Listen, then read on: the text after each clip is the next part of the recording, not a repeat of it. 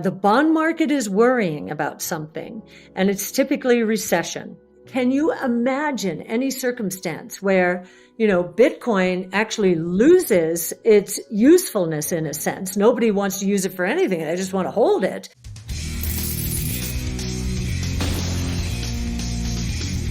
In today's video, ARK CIO, Cathie Wood, weighs in on inventory pileups, liability-driven investing, commodity prices, and why she believes that the Fed is making a mistake as they base policy on lagging economic indicators.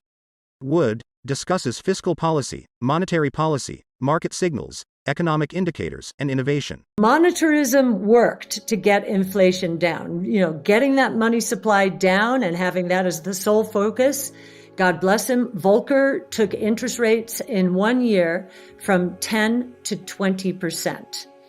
And that was the beginning of the end of that nearly hyperinflationary period. Now, to contrast with what Powell is doing today, so Volcker took interest rates up twofold. Powell has taken interest rates up 20-fold, and at the same time, we got to 1981. And he still had the screws on and, was singularly focused. We got to an inverted yield curve of more than 1% or 100 basis points. And for those who don't know what an inverted yield curve it is when long-term interest rates drop below short-term interest rates. And it's when and that's where we are now. The bond market is worrying about something, and it's typically recession. Now, many people say, oh yeah, last time, 1981, back to the difference here. 1% on a 15% interest rate. Well, the long-term treasury yield back then was 15%. This is the Fed funds rate. So 1% on a 15% treasury bond yield. You can measure that 1 divided by 15. Is roughly 6.5%.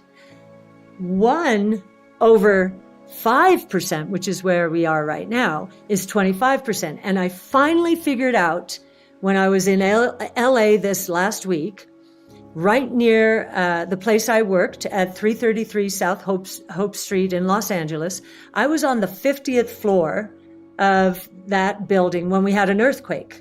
And I was in another earthquake, the Northridge one, when it was a 6.5. These are wicked numbers, just awful. 6.5 on the Richter scale is a very bad feeling. 25, I don't think has ever happened. And that's how serious I think this is.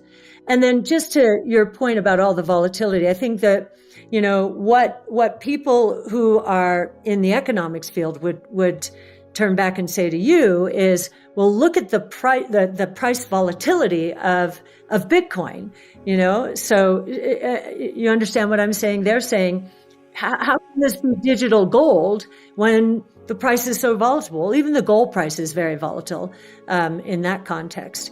But in the Greenspan years, just to finish this off, since I lived this history, during the Greenspan years after Volcker, you can tell now that what he did, he was a follower of Ayn Rand, and what he did was use the gold price as his guide.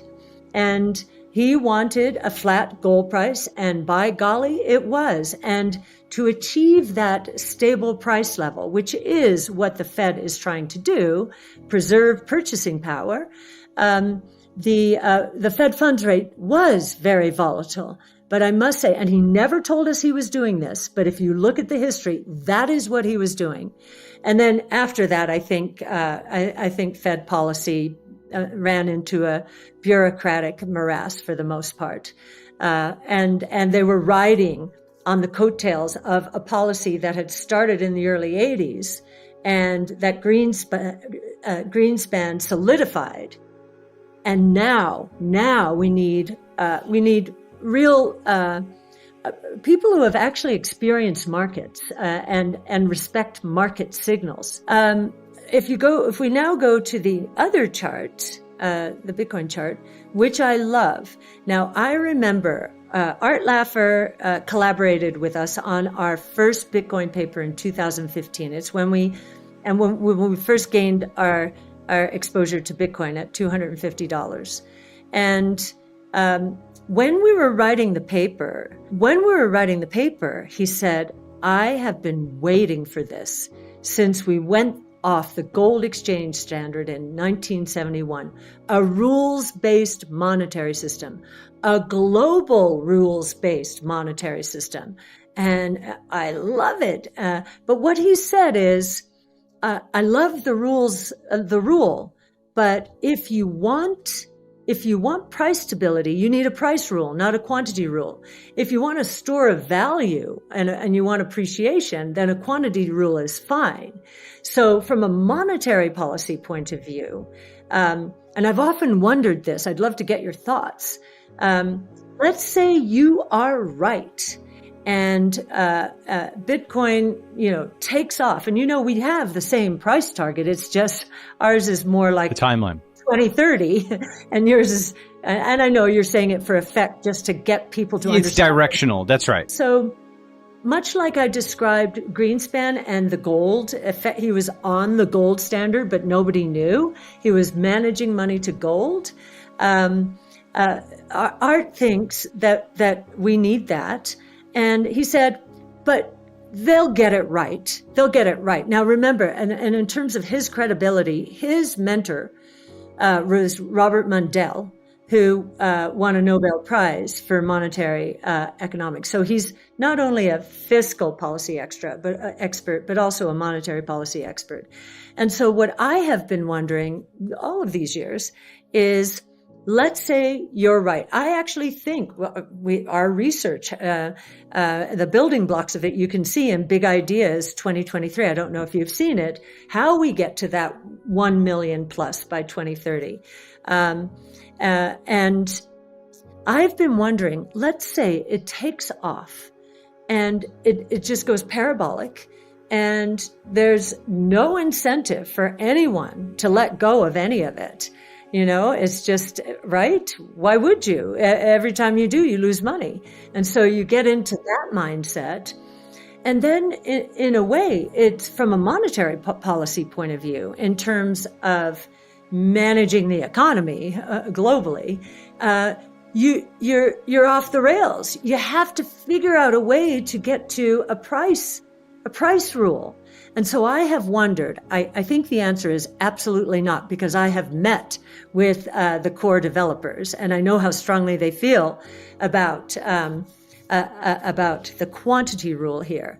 But can you imagine any circumstance where, Bitcoin actually loses its usefulness in a sense? Nobody wants to use it for anything. They just want to hold it. What happens then? Right? If you're trying to manage an economy around Bitcoin. What I have found fascinating about this period is many people had their money in deposits at the bank. And this crisis actually has forced them to focus on what they're earning in the banks versus what they could get into money markets.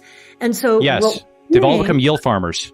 Well, not only that, and isn't that something? So you see them in their minds, what they're saying is, I am going to lower my risk by leaving the banking system and increase my return.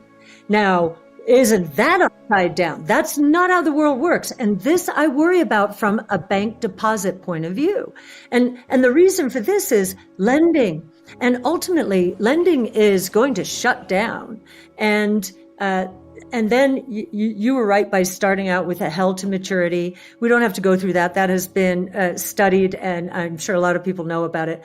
But what people have talked about, available for sale, you mark to the market right away for that, quarterly. So that hits earnings. Held to maturity, if you sell those, it hits equity. But what they're not talking about is the rest of the asset side of the balance sheet of these regional banks, and it's real estate. Yes, exactly. They're getting crushed on everything. Yes. Yep. Commercial real estate, 75% of real estate loans out there are, if they're from a bank, are done in the regional banking system. And I would submit that that residential will be hit in another way, because there has been so much overbuilding with the capital markets now facilitating this of multifamily homes that we have now coming online, the largest number of apartments in 40 years. In 40 years. So we were going back to the 70s, which was, so when I look at that, I said, okay, that was real estate speculation. That was inflationary.